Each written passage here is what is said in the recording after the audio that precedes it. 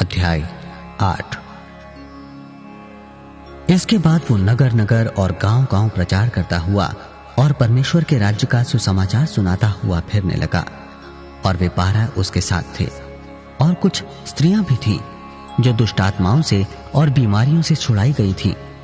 और वो ये हैं: मरियम जो मगदलीनी कहलाती थी, जिसमें से 7 दुष्टात्माएं निकली थीं, और हेरोदेस के भंडारी खुजा की पत्नी योअन्ना, और सुसन्नाह, और बहुत सी अन्य स्त्रियां।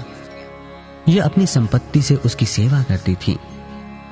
जब बड़ी भीड़ इकट्ठी हुई और नगर नगर के लोग उसके पास चले आते थे, तो उसने दृष्टांत में कहा, एक बोने वाला बीज बोने निकला।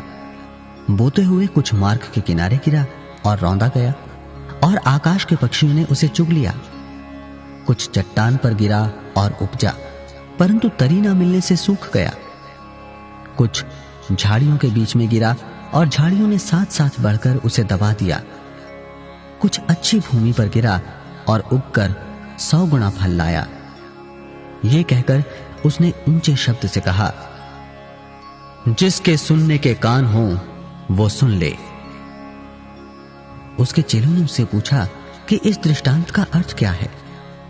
उसने कहा, तुमको परमेश्वर के राज्य के भेदों की समझ दी गई है, पर औरों को दृष्टांतों में सुनाया जाता है, इसलिए कि वे देखते हुए भी ना देखें और सुनते हुए भी ना समझें।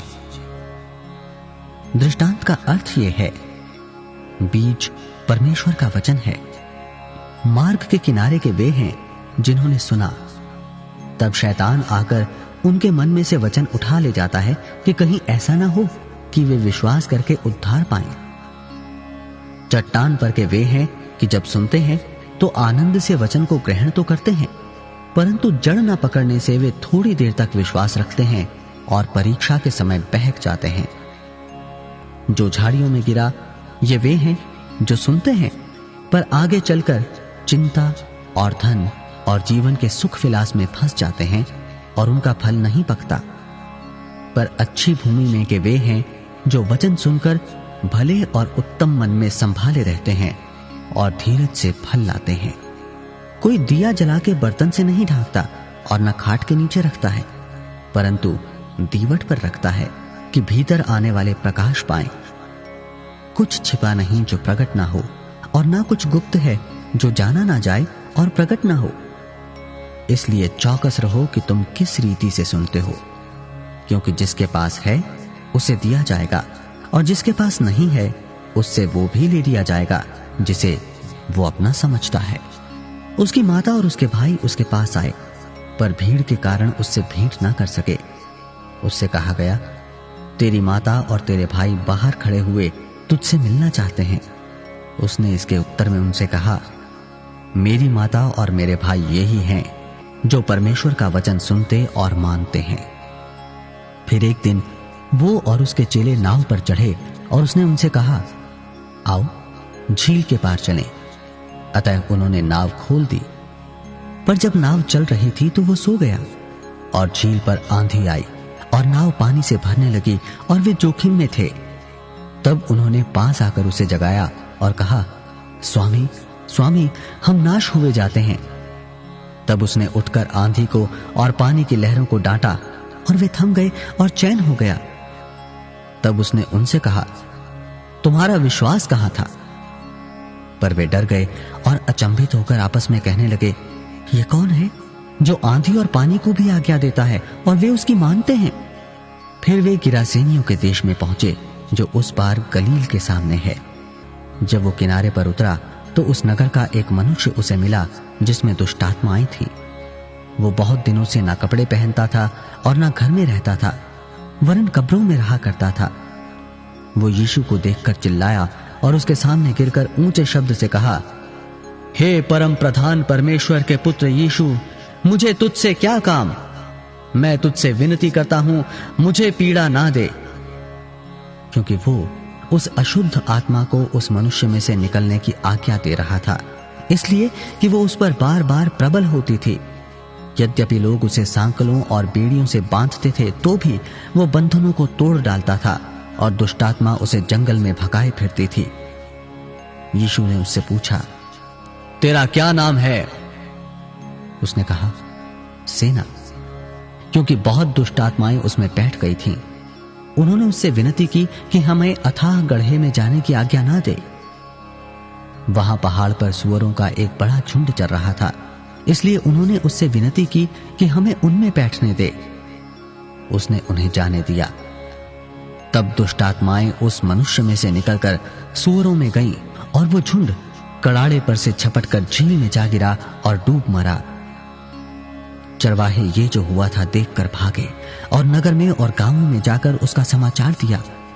लोग ये जो हुआ था उसे देखने को निकले और यीशु के पास आकर जिस मनुष्य से दुष्टात्माएं निकली थीं, उसे यीशु के पांवों के पास कपड़े पहने और सचेत बैठे हुए पाकर डर गए।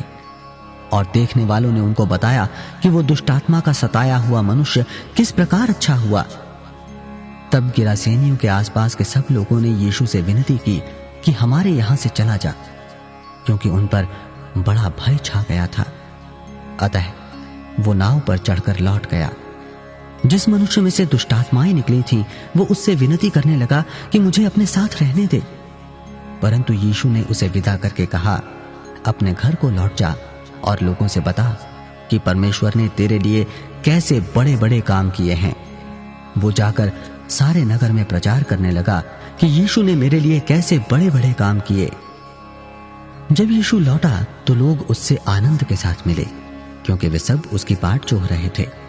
इतने में याईर नामक एक मनुष्य जो आराधनालय का सरदार था आया और यीशु के पांवों पर गिर के उससे विनती करने लगा कि मेरे घर चल, क्योंकि उसके 12 वर्ष की एक लौती बेटी थी और वो मरने पर थी। जब वो जा रहा था तब लोग उस पर गिरे पड़ते थे।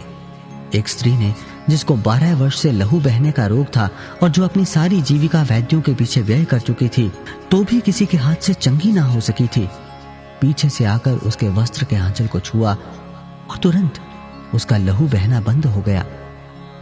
इस पर यीशु ने कहा, मुझे किसने छुआ? जब सब मुकरने लगे तो पतरस और उसके साथियों ने कहा, हे स्वामी, तुझे तो भीड़ दबा रही है और तुझ पर गिरी पड़ती है। परंतु यीशु ने कहा, किसी ने मुझे छुआ है, क्योंकि मैंने जान लिया है कि मुझ में से सामर्थ्य निकली है। जब स्त्री ने देखा कि मैं छिप नहीं सकती, तब कांपती हुई आई और उसके पांवों पर गिरकर सब लोगों के सामने बताया कि उसने किस कारण से उसे छुआ और कैसे तुरंत चंगी हो गई। उसने उससे कहा, बेटी, तेरे विश्वास ने तुझे चंगा किया है, कुशल से चली जा।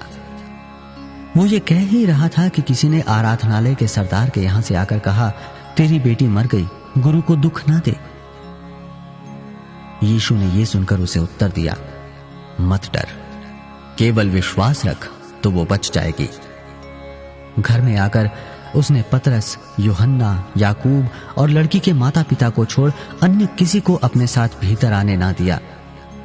सब उसके लिए रो पीट रहे थे, परंतु उसने कहा, रो मत, वो मरी नहीं परंतु सो रही है। वे ये जानकर कि वो मर गई है उसकी हंसी करने लगे, परंतु उसने उसका हाथ पकड़ा और पुकार कर कहा, हे लड़की, उठ। तब उसके प्राण लौट आए और वो तुरंत उठ बैठी।